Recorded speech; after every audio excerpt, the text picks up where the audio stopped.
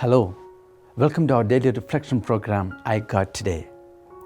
As we are approaching the end of liturgical calendar year, the gospel today puts us in the right context. Jesus describes the end of time.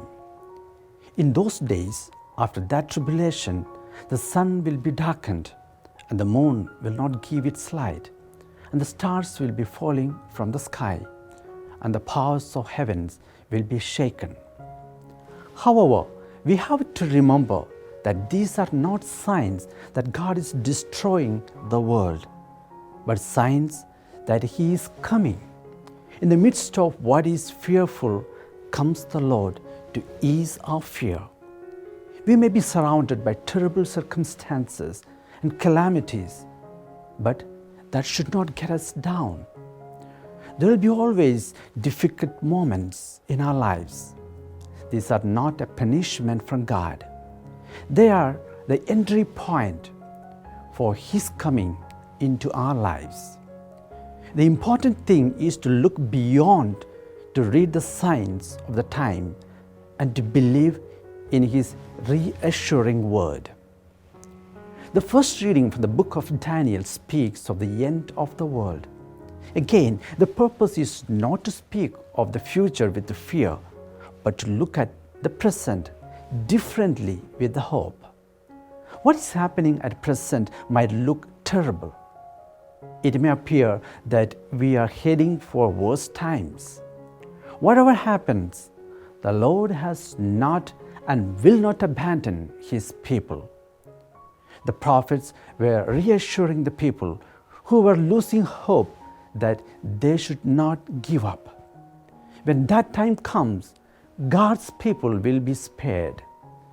Those who lay in the dust will rise again. In fact, in the midst of death, the prophet speaks of the hope of resurrection.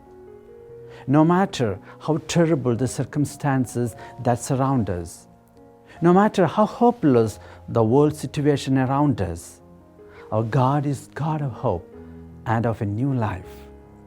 Today's gospel fills us with hope and consolation.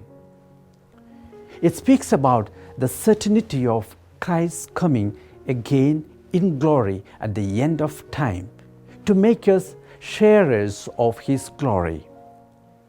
This hope is symbolized by the fig tree, which heralds a summer with the signs of new and tender leaves.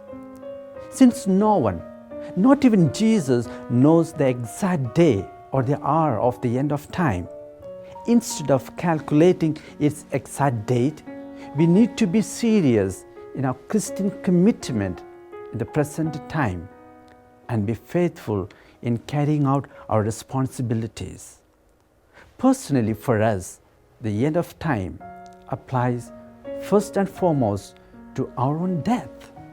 The uncertainty of the exact time of our death should motivate us to live our life in such a way that it actually does not matter when this will happen.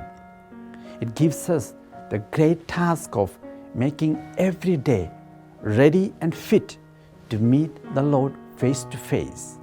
Thus, our life becomes a preparation to meet the King. Lord, in the uncertainties of life, make us always ready and prepared to meet You face to face. Amen.